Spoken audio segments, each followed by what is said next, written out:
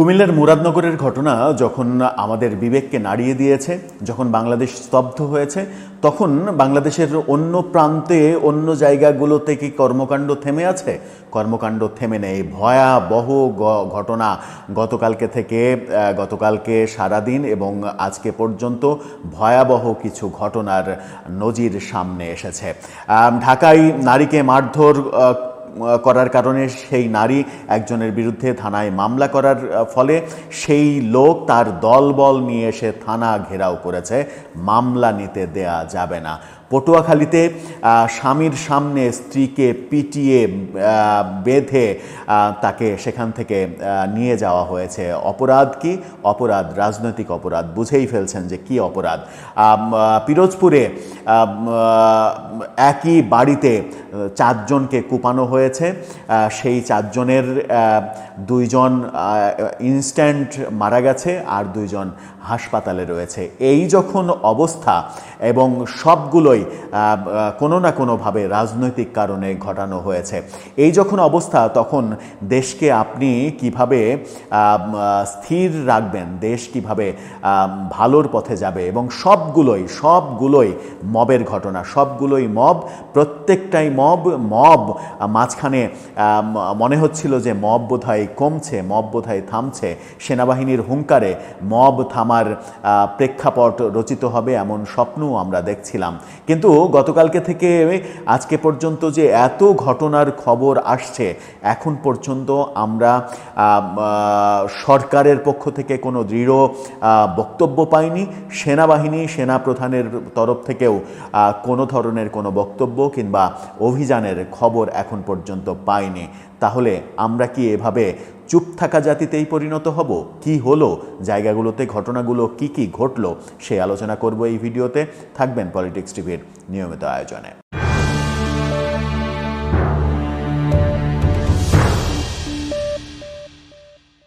দর্শক, politics TV নিয়মিত ভিডিওগুলো স্পন্সর করছে প্রজাপতি.টিভি, নতুন ওটিটি প্ল্যাটফর্ম। আপনারা চাইলে ইউটিউবে, ফেসবুকে, ইনস্টাগ্রামে, টিকটকে দেখে নিতে পারেন। ডেসক্রিপশন বক্সে লিঙ্ক দেওয়া থাকবে, সেখান থেকেও আপনারা দেখে নিতে পারেন প্রজাপতির কার্যক্রম। চলে যাচ্ছি মূল ভিডিওতে। বলছিলাম মব চলছে, মবের রাজত্ব ভয়াবহ আকার ধারণ করেছে গতকালকে থেকে যে খবরগুলো আসছে। মুরাদনগরে যে সনাতনী নারী, হিন্দু নারী ধর্ষণকাণ্ড, সেই ঘটনা যখন আমাদের বিবেককে নাড়িয়ে দিয়েছে, তখন গতকালকে থেকেই বেশ কয়েকটি খবর, বিশেষ করে গত রাতে বেশ কয়েকটি খবর নতুন করে চাঞ্চল্যের সৃষ্টি করেছে, যে খবরগুলো আমাদের কোনোভাবেই প্রত্যাশিত নয়। বেশ কয়েকটি খবর বলতে অন্তত 4টি খবর নিয়ে আলোচনা করতেই পারি আমরা। ঢাকায় যেটা হয়েছে, নারীকে মারধর, এবং সেখানে অভিযোগ করা হয়েছে যে বিএনপি নেতার বিরুদ্ধে মামলা দিতে থানা গেলে থানা ঘেরাওয়ের চেষ্টা, এবং কোনোভাবেই মামলা করা যাবে না এরকমভাবে থানা ঘেরাও করে মব সৃষ্টি করা হয়েছে। অভিযোগ যাচ্ছে বিএনপির দিকে। নিশ্চয়ই বিএনপির কেন্দ্রীয় নেতৃত্ব ব্যাপারটা বিবেচনা করে দেখবেন। প্রথম আলো এই খবরটা দিচ্ছে। প্রথম আলো বলছে, রাজধানীর শাহালী এলাকায় এক নারীকে মারধরের অভিযোগে স্থানীয় জাকির হোসেনের বিরুদ্ধে মামলা হয়েছে। শনিবার রাত 11টার দিকে এই মামলা রেকর্ড হয়। প্রথম আলোকে এই তথ্য নিশ্চিত করেছেন ঢাকা মহানগর পুলিশের মিরপুর বিভাগের উপকমিশনার। পুলিশ বলছে, মামলার আসামি জাকির হোসেন ঢাকা উত্তর সিটির 8 নম্বর ওয়ার্ড ইউনিট বিএনপির সাধারণ সম্পাদক। তার মানে হচ্ছে যে তার রাজনৈতিক পরিচয় রয়েছে, এবং সেই রাজনৈতিক প্রভাব খাটিয়েই তিনি থানা ঘেরাও করেছেন, এই মামলা হতে দেবেন না, মব সৃষ্টি করেছেন। ওই ব্যক্তির সঙ্গে বিএনপির রাজনীতির যদি সম্পর্ক সত্যিই থাকে, পুলিশ যেটা বলছে, পুলিশের ভাষ্যমতে বিএনপির নেতা যদি তিনি হয়ে থাকেন, তাহলে বিএনপির কেন্দ্রের উচিত অতি সত্বর ব্যবস্থা গ্রহণ করা। কারণ বিএনপির জন্য আগামী নির্বাচন যখন খুবই টাফ মনে হচ্ছে, আগামী নির্বাচনে এই ঘটনাগুলো ব্যাপক প্রভাব ফেলতে পারে। বিএনপির ইমেজ নষ্ট করার জন্য এই ঘটনাগুলো ব্যাপক প্রভাব ফেলতে পারে। এই কারণেই কেন্দ্র থেকে যদি এই ঘটনার শাস্তিমূলক ব্যবস্থা নেওয়া হয়, তাহলে একটা মেসেজ হয়তো তৃণমূলে যাবে যে এই ধরনের ঘটনা ঘটালে দলীয় শাস্তির মুখোমুখি হতে হবে। এবং সাথে সাথে বিএনপির সরকারকেও বলা উচিত যে দল দেখে নয়, অপরাধ দেখে শাস্তির ব্যবস্থা করুন। এই ঘটনা যখন আমরা দেখলাম তখন আমরা দেখছি উত্তরাতে র্যাপিড অ্যাকশন ব্যাটালিয়নের একটা অ্যাকশন, সেখানে বলা হচ্ছে, একটা ছবি দেখে নেন, অনেকজনকে গ্রেপ্তার করা হয়েছে। সেখানে বলা হচ্ছে যে উত্তরায় মব সৃষ্টি করে হোটেল মিলিনা দখলের চেষ্টা, আটক নয়। এই মব সৃষ্টি করে একটি আবাসিক হোটেল দখলের চেষ্টা করেছিল তারা, এবং র্যাব এই 9 জনকে গ্রেপ্তার করেছে। আবারও মব। এই মবের কথা যখন বলছি তখন আমরা দেখছি যে পটুয়াখালীর এই নারীর চিৎকারটা হয়তো একটু আপনারা শুনেই ফেলেছেন। পটুয়াখালীর কামাল গাজী, তিনি স্থানীয় রাঙাবালী উপজেলার মৌডুলি ইউনিয়নের 9 নম্বর ওয়ার্ডের বাসিন্দা। তিনি একটি ভিডিও পোস্ট করেছেন। ভিডিওটা আপনারা সাউন্ডবিহীন, সাউন্ড দিলে এটা বিভৎস মনে হবে, সাউন্ডবিহীন ভিডিওটা আপনারা সাইডে দেখে নিতে পারেন। সেখানে তিনি পোস্ট করেছেন নিজের স্ত্রীকে কিভাবে সন্ত্রাসীরা মব সৃষ্টি করে নিয়ে যাচ্ছে, মারধর করার পরে হাত পা বেঁধে নিয়ে যাচ্ছে, সেটা বলার চেষ্টা করেছেন। আমার বাড়িতে গিয়ে আমার কলিজা বউকে এভাবে মারতে মারতে হাত পা বেঁধে নিয়ে গেছে একটু আগে। দেশবাসীর সহযোগিতা কামনা করছি, আমার কলিজাটাকে বাঁচান। স্থান পটুয়াখালী জেলা, রাঙাবালী উপজেলা, মৌডুবি ইউনিয়ন, 9 নম্বর ওয়ার্ড, সময় রাত 1টা। এই ঘটনা ঘটেছে পটুয়াখালীতে। পটুয়াখালীতে যখন এই ঘটনা ঘটছে আমরা দেখছি, তখন পিরোজপুরে একটা ভয়াবহ ঘটনা ঘটেছে। পিরোজপুরে গত রাতেই একটি ভয়াবহ ঘটনা ঘটেছে, এবং সেই ভয়াবহ ঘটনাই আমরা দেখতে পাচ্ছি। একজনের সামাজিক যোগাযোগ মাধ্যমের পোস্ট থেকেই পড়ছি, ইতিমধ্যেই ব্যাপারটা ভাইরাল হয়ে গেছে। সেখানে বলা হচ্ছে যে পিরোজপুর জেলার জিয়ানগর উপজেলার সাবেক ইউপি সদস্য, অর্থাৎ ইউনিয়ন পরিষদের মেম্বার শহীদুল ইসলাম ও তার ভাই মর্তুজার স্ত্রী মুকুল আক্তারকে কুপিয়ে হত্যা করেছে দুর্বৃত্তরা।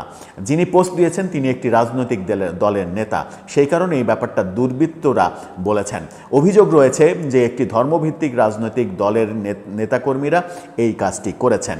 যেহেতু অভিযোগ, সেহেতু নামটা বলছি না, পুলিশই প্রমাণ করবে অভিযোগ ঠিক কিনা। এরপরে যেটা বলা হচ্ছে 2 জনকে কুপিয়ে হত্যা করেছে। একই সাথে শহীদুলের স্ত্রী রেহেনা বেগমকে মুমূর্ষু অবস্থায় পিরোজপুর সদর হাসপাতাল থেকে খুলনায় প্রেরণ করা হয়েছে। তার মাথায় ধারালো কিছু দিয়ে আঘাত করা হয়েছে। অবিলম্বে অপরাধীদের শনাক্ত করে দৃষ্টান্তমূলক শাস্তির দাবি করছে। তিনি শাস্তির দাবি করছেন। অভিযোগ রয়েছে তার দলেরই নেতাকর্মীরা এই কাজটা করেছে। এখানে ছবিটা অবশ্য ব্লার করে দেওয়া আছে, সুতরাং দেখতে সমস্যা নেই। একেবারে উঠোনের মধ্যে রক্তাক্ত কুপানো শরীর, নীরব নিথর শরীর পড়ে আছে, সেরকম ছবি সামাজিক যোগাযোগ মাধ্যমে ভাইরাল হয়েছে। কিন্তু গণমাধ্যমকে এই ব্যাপারে তেমন একটা সোচ্চার দেখা যাচ্ছে না। গণমাধ্যম অনেক ব্যাপারেই সোচ্চার না, কারণ এখন তো গণমাধ্যমের প্রচণ্ড স্বাধীনতা, গণমাধ্যম স্বাধীনতা ভোগ করছে। আমরা আজকেই দেখেছি যে ঢাকা পোস্ট সহ বেশ কিছু গণমাধ্যম একজন উপদেষ্টাকে নিয়ে একটি খবর দিয়েছিল, একটা নিউজ নিয়ে এসেছিল, এবং উপদেষ্টা বিমানবন্দরে কিছু একটা হয়েছে এরকম একটা ইঙ্গিত দিয়েছিল। সেই ইঙ্গিতটা দেওয়ার পরে তারা সেই পোস্টটা আবার ডিলিট করতে বাধ্য হয়েছে। এই হচ্ছে স্বাধীনতার নমুনা। খুবই আমার ব্যক্তিগতভাবে জানার ইচ্ছা ছিল, খুবই আগ্রহ নিয়ে, যে সেখানে কি ঘটলো, কি ঘটেছে, কোনো আইনের ব্যত্যয় ঘটলো কিনা, অস্ত্র গোলাবারুদ সংক্রান্ত কোনো ব্যাপার কিনা। কিন্তু গণমাধ্যম সেই নিউজটা যেহেতু ডিলিট করে ফেলেছে, সেহেতু সেটা নিয়ে আলোচনা করতে চাচ্ছি না। কিন্তু দেশে যেভাবে মবের রাজত্ব আবার নতুন করে রাম রাজত্ব কায়েম করার চেষ্টা করা হচ্ছে, সেখানে সরকারের এক ধরনের নীরবতা প্রশ্ন তোলে। সরকারের উপদেষ্টারা কিংবা এই যে আমরা এত ঘটনা ঘটতে দেখছি, মুরাদনগরের ধর্ষণকাণ্ড, এই যে 4টা বড় ঘটনার কথা বললাম, যে এই 4টা বড় ঘটনা, তার মধ্যে 2 জন একেবারে কুপিয়ে একেবারে হত্যা, স্পট ডেড করা, আর একজনকে মুমূর্ষু অবস্থায় আইসিইউতে হাসপাতালে রাখা, এই ঘটনাগুলো যখন ঘটছে, থানা ঘেরাও করা, মামলা নেওয়া যাবে না, হোটেল দখল করতে যাওয়া, মব সৃষ্টি করে এত কিছু হচ্ছে।